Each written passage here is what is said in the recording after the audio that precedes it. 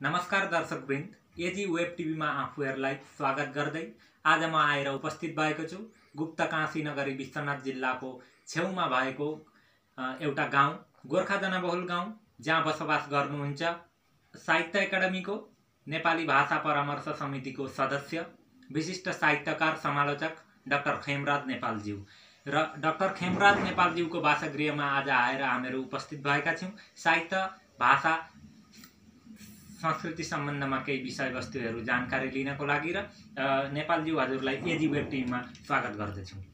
धन्यवाद छ। एजी वेब टिभीका सबै कर्मचारी कर्मवृन्द भाइहरूलाई मेरो पनि हार्दिक अभिनन्दन र दर्शकवृन्दलाई नमन गर्दै म यहाँहरूको अन्तर्वार्तामा आज सामेल भएकोमा यहाँहरूलाई पुनः हार्दिक कृतज्ञता व्यक्त गर्दछु। र ढिलो नगरी आजको यस बसाइको पहिलो जिज्ञासा म राख्न चाहन्छु।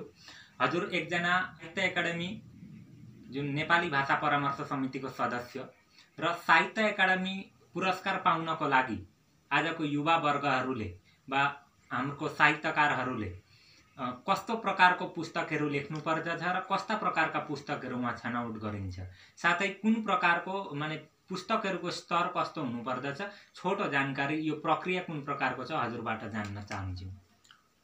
राम्रो प्रश्न गर्नुभएको भाइलाई धन्यवाद छ। म 2018 देखि साहित्य अकादमीको परामर्श नेपाली भाषा समिति परामर्श समितिको एकजना सदस्यको नाताले मेरो जानकारीमा भए अनुसार साहित्य अकादमीले विभिन्न प्रकारका पुरस्कारहरू सञ्चालन गरेको छ, दिएको छ। यसका 24वटा भाषामा एउटा भाषा नेपाली हो र नेपाली भाषाका विभिन्न स्तरका पुरस्कारहरू छन्। सबैभन्दा तल्लो माने तलबाट आउनु हो भने युवा पुरस्कार छ, जो 35 वर्षसम्मका युवा साहित्यकारहरूलाई त्यो दिइन्छ। 35 वर्षसम्मका उनीहरूको पहिलो होस् दोस्रो होस् कृति, स्तरीय कृति, अलिकति राम्रो कृति भए त्यो पुरस्कार उनीहरूलाई दिइन्छ। अर्को छ बाल पुरस्कार। बाल साहित्यमा बाल साहित्य अब त्यो चाहिँ प्रौढहरूले पनि लेख्न सक्छन् अथवा बाल साहित्यकारले पनि लेख्न सक्छन् र त्यो बाल पुरस्कार दिइन्छ। त्यसपछि अनुवाद पुरस्कार दिइन्छ। अरू भाषाबाट नेपालीमा अनुवाद गरेर ल्याइएको कुनै राम्रो कृतिलाई, निबन्ध होस्, कविता होस्, कथा होस्, यस्ता उपन्यास होस्, यस्ता कृतिलाई अनुवाद पुरस्कार दिइन्छ। र त्यसमा भन्दा माथि जुन सृष्टिशील मौलिक कृति हो त्यसमा पनि त्यो पुरस्कार दिइन्छ। त्यो चाहिँ एकाडेमीको सबैभन्दा माथिल्लो स्तरको पुरस्कार हो। यस बाहिर पनि एकाडेमीले भाषा सम्मान दिइन्छ। साना साना भाषा गोष्ठी जस्तै हाम्रो जनगोष्ठीमा अब राई भाषा, लिम्बू भाषा, गुरुङ भाषा, यी साना साना भाषा गोष्ठीमाथि पनि अध्ययन गर्नु हो भने हामीले त्यसमा छ र त्यो पनि छ। त्यसमाथि पनि अरू केही कृतिहरूको लागि त्यसरी पुरस्कार दिइने व्यवस्था छ। र छोटकरीमा कृतिहरू चाहिँ स्तरीय भन्नाले पाठकले रुचाएको हुनुपर्छ।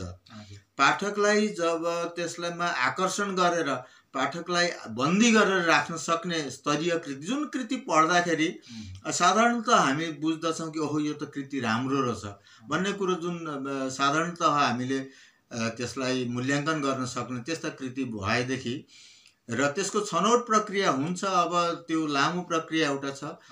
यहाँ अलिकति समय पनि कम्ती हुन्छ अनि कतिपय कुरा अलिकति गोपनीय पनि हुन्छ र सबै कुरो सार्वजनिक गर्न अलिकति नमिल्ला। त्यसले गर्दाखेरि ती प्रक्रियाहरू पनि छन् र त्यो प्रक्रियाहरू भरिसक्के हामीले एकदम राम्रो तरिकाले कुनै पनि त्यहाँ धाँधली वा कुनै प्रकारको त्यो तलमाथिको कुरो नभइकन सञ्चालन गर्ने विभिन्न स्तर हुन्छ। त्यो स्तरका सबै लेभलका ती सदस्यहरूले वा त्यो समितिका मान्छेहरूले, कार्यकर्ताहरूले सही सलामत माने त्यो काम गर्नु हो भने राम्रो कृतिले राम्रो पुरस्कार भेट्ने प्रावधान छ। गोर्खाहरूको इतिहास लेख्ने जुन प्रक्रिया अहिले चलेको छ असममा बसोबास गर्ने गोर्खा युवाहरूको बिचमा, र यो विषयवस्तुलाई, यो विधालाई अघि बढाएर लान वा यो विधामा सफल हुनको लागि उहाँहरूलाई प्रोत्साहन दिनको लागि कस्ता कस्ता व्यवस्थाहरू लिन सकिन्छ? इतिहास प्रक्रिया, इतिहास निर्माण वा इतिहास लेखनको प्रक्रिया एउटा बहुत जटिल काम हो र यहाँ भारतवर्षमा अब गोर्खाहरूको इतिहास भन्नुपर्दाखेरि हामीले अखण्ड भारतको जतिखेर ब्रिटिस नआइकनको एउटा अखण्ड भारत, भारतीय उपमहादेश भनिन्छ, त्यो समयदेखिका इतिहासको कुरो यहाँ तान्नु पर्दछ र सुगौली सन्धिले नेपाल फोरिएर नेपालको भूभाग भारतमा सामेल भएको कुरो त्यो साक्षात छ। अनि त्यो भूमि भागका साथै यहाँ त्यो भेगका मानिसहरू यहाँका रैथाने भएका, यहाँ रैथाने हुन आएका कुरा त्यहाँभन्दा अघि पनि काशी बनारस उनीहरूका लागि अध्ययन केन्द्र भएको, वैवाहिक सम्बन्ध भएको, यी धेरै कुराहरू त्यहाँ आउँछन्। कोश राजाहरूले नेपाल राजा उसँग सम्बन्ध भएको वैवाहिक सम्बन्धका कुरा आउँछन् र ती जम्मै कुराहरूलाई समग्रतया इतिहासकारहरूले अध्ययन गरेर राम्रोसँगले उपस्थापन गर्नुपर्छ। र इतिहास निर्माणको प्रक्रियामा अर्को कुरो के छ भने अहिलेको एउटा जनगोष्ठीको निर्माणमा भाषा साहित्य संस्कृतिको कुरो आउँछ। भाषिक गठन प्रक्रिया भारतवर्षमा भएको, आधुनिक भाषा, भारतीय भाषाहरूको उत्थान भएको कुरो, यी कुराहरूले पनि इतिहास निर्माणको लेखनको प्रक्रियालाई सघाउँछ। चर्यापदमा नेपाली भाषाको हामीले मूल प्रारूप पाएका छौँ, असमिया, बाङ्ला आदि भाषाको पनि प्रारूप त्यसमा छ र यी कुराहरूलाई जम्मै कुराहरूलाई अध्ययन गर्नुपर्छ र नेपालीमा मात्रै वा असमियामा मात्रै नभएर हाम्रो इतिहास भारतीय अन्यान्य भाषी मानिसले बुझ्ने गरी अङ्ग्रेजीमा र हिन्दीमा आदि भाषामा पनि हुनुपर्दछ। म भाइहरूलाई सूचना गर्न चाहन्छु, असमको इतिहास र पुरातत्व विभागको सरकारी जुन कार्यालय छ गुवाहाटीको, त्यसबाट history and culture of Assamese Nepali, असमियाली नेपालीको इतिहास र संस्कृति भन्ने एउटा पुस्तक 2009मा प्रकाशित भइसकेको छ र त्यसबाट पनि हामीले धेरै कुरा लिन सक्छौँ, इतिहास लेखनको प्रक्रियालाई अघि बढाउन सक्दछौँ। र विभिन्न भाषामा हामी 4वटा भाषा त सोझै बोल्न र लेख्न सक्दछौँ, असमिया, हिन्दी, अङ्ग्रेजी र नेपाली, र यी 4वटा भाषामा हामीले कलम चलाउनु भने हाम्रा कुराहरू, हामीले भारतवर्षमा गरेको इतिहास निर्माणको प्रक्रियाहरू अरूलाई पनि बुझाउन सजिलो पर्दछ भनेर म युवावर्गलाई यो आग्रह गर्न चाहन्छु। राष्ट्रिय स्तरमा गोर्खा जनगोष्ठीको समस्याहरूलाई लानको लागि आजको युवावर्गले अरू भाषामा पनि लेखन कार्य गर्नुपर्छ र यो विषयवस्तुमा हजुरको भनाइ के छ? हाम्रा समस्याहरू राष्ट्रिय स्तरमा कुन प्रकारले पुग्नेछन्? हेर्नुहोस्, भारतवर्ष एउटा गणतान्त्रिक राष्ट्र हो र गणतन्त्रमा धेरै कुरा जनसङ्ख्यामाथि पनि निर्भर गर्छ अनि जनसङ्ख्यामाथि भन्दा पनि लेखन शैली र नेतामाथि। नेता बाठा हुँदाखेरि ती बाठा नेताहरूले, अध्ययनशील नेताहरूले आफ्नो जनगोष्ठीको इतिहासलाई उपस्थापन गर्न सक्दछन् र म युवावर्गलाई यो आग्रह गर्न चाहन्छु कि जनगोष्ठीको निर्माण प्रक्रिया र उनीहरूको अवदानको राम्रो तथ्य उनीहरूले अध्ययन गर्नुपर्दछ र त्यसलाई विभिन्न भाषामा उपस्थापन गर्ने क्षमता पनि हासिल गर्नुपर्दछ। राम्रो बोलीसँगले, मिठो बोलीसँगले विभिन्न भाषामा एकैचोटि 2-3 भाषामा बोल्ने जुन ढङ्ग हो, जुन व्युत्पत्ति हो, त्यो व्युत्पत्ति हासिल गरेर भाषा बोल्नको साथै लेख्ने कुरामा पनि योग्यता हासिल गरेर त्यसरी हाम्रा समस्याहरू, साना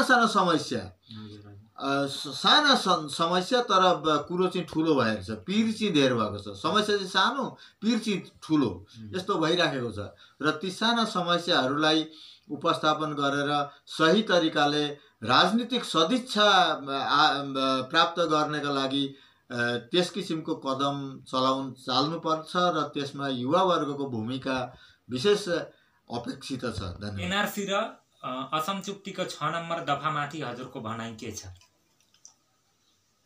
एनआरसी र असम चुक्तिको 6 नम्बर दफामाथि भन्नुपर्दा एनआरसी को जुन पूर्णाङ्ग सूची प्रकाश गरियो, सरकारबाट प्रकाशित भयो, तर त्यसमा धेरै अभियोगहरू छन्, धेरै मान्छेको नाम छुटेको, धेरै जनगोष्ठीका, केवल गोर्खाली मात्रै होइन, अन्य असमका अन्यान्य जनगोष्ठीका, यहाँका विभिन्न जनगोष्ठीका मानिसको नाम छुटेको छ भन्ने दाबी उनीहरूले पनि गरेका छन् र गोर्खाली जनसाधारणका पनि जो वैध यहाँको नागरिक हो उनीहरूलाई पनि अन्तर्भुक्त गरिन्छ भन्ने सरकारको जुन घोषणा हो, त्यो घोषणा अनुसारको काम भएको छ कि छैन, हाम्रा संस्था सङ्गठनहरूले त्यो कुरामा चासो राख्नुपर्छ र जब त्यो काम हुन्छ त्यतिखेर आफ्ना दस्तावेजहरू सही ढङ्गमा उपस्थापन गरेर ती रहेका जनसाधारणको नाम अन्तर्भुक्त गराउने प्रक्रियामा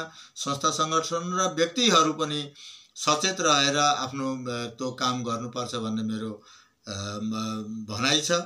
र 6 नम्बर दफाको कुरोमा भन्नुपर्दाखेरि एकजना जो समितिका अध्यक्ष हुनुहुन्थ्यो, गुवाहाटी उच्च न्यायालयका अवकाश प्राप्त न्यायाधीश विप्लव शर्मा, उहाँले दिएको जुन प्रतिवेदन हो त्यो प्रतिवेदनमाथि प्रतिक्रिया व्यक्त गर्दै गृहमन्त्री अमित शाहले भन्नुभएको छ कि यो प्रतिवेदन अझै पनि कुनै न्यायाधीश न्यायवेत्ताहरूलाई जचाएर संशोधन गरेर केन्द्रमा पठाउनु भन्ने जुन कुरो हो त्यो बहुत तात्पर्यपूर्ण कुरो छ।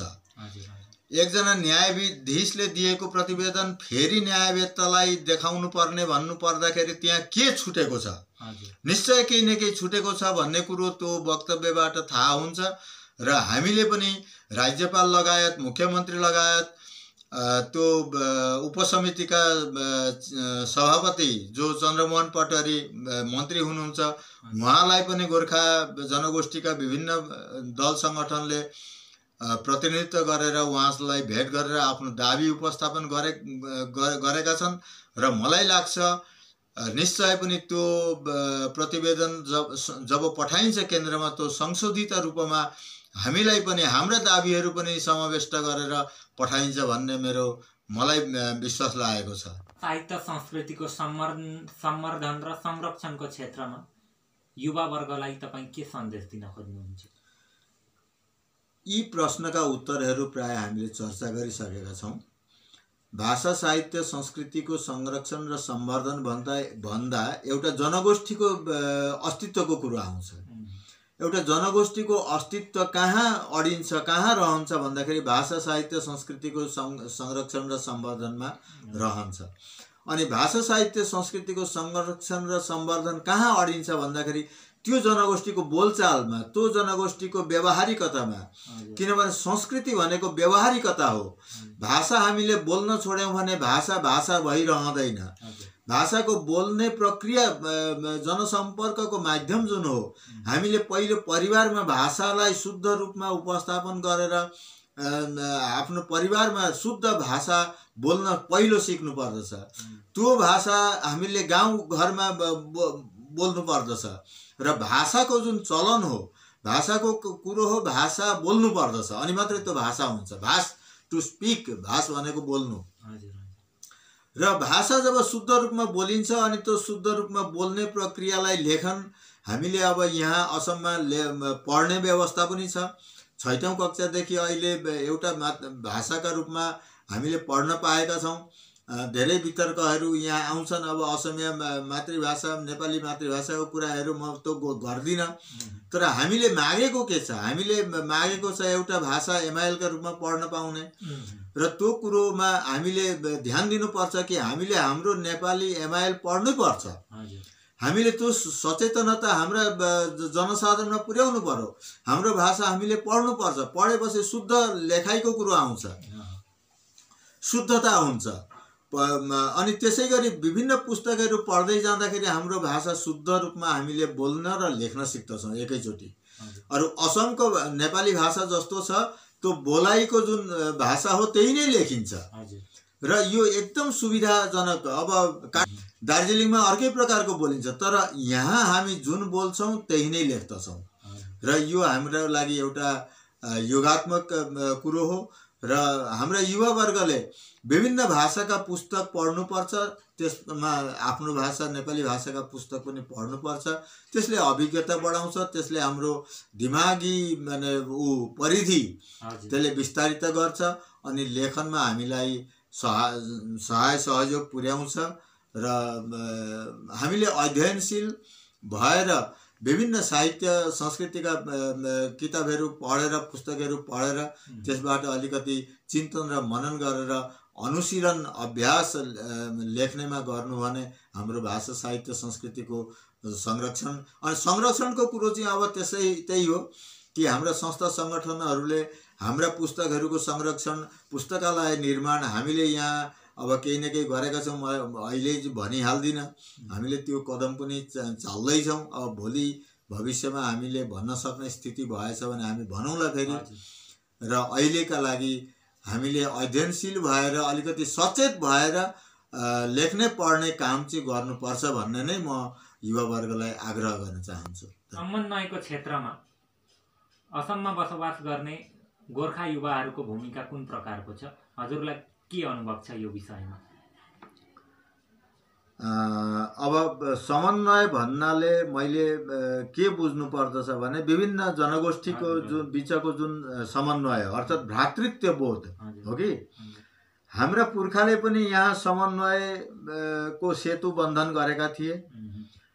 हाम्रा पुर्खाले गरेर ल्याएको त्यही नै सेतुमा हामी पनि हिँडिरहेका छौँ। अब समन्वय भन्नाले हामीले असमिया भाषा, असमिया साहित्य संस्कृतिको अध्ययन गरेका छौँ। कार्बी छिमेकी भएका ठाउँमा हाम्रा साथीहरूले कार्बीको अभ्यास अनुशीलन गरेका छन्, भडोको अनुशीलन गरेका छन्, राभाको अनुशीलन गरेका छन्।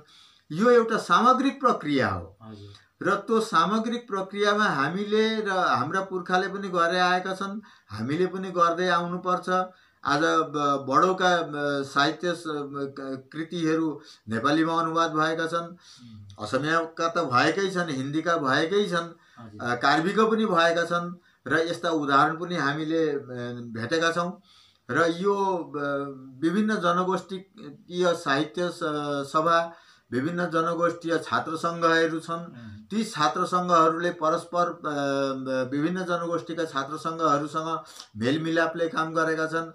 साहित्य सभाले त्यही किसिमको मेलमिलापले काम गरेको छ र यो समन्वय यसै गरी प्रक्रिया अघि बढ्दैछ। र यो अघि बढेको प्रक्रियाले यही नै सूचना गर्दछ कि भोलिका दिनमा पनि हाम्रा युवावर्गले त्यही नै प्रक्रियालाई अघि सार्दै जानेछन्। हजुरले आफ्नो समय आज एजी वेब टिभीलाई दिएको लागि हामी एजी वेब टिभीको परिवारको तर्फबाट हजुरलाई धन्यवाद ज्ञापन गर्न चाहन्छौँ। साथै हजुरको सुस्वास्थ्य र दीर्घायुको कामना गर्दै आजको यस अन्तर्वार्ता अनुष्ठानबाट बिदा लिँदैछु। मेरो पनि धन्यवाद, हार्दिक अभिनन्दन छ एजी वेब टिभीलाई। धन्यवाद।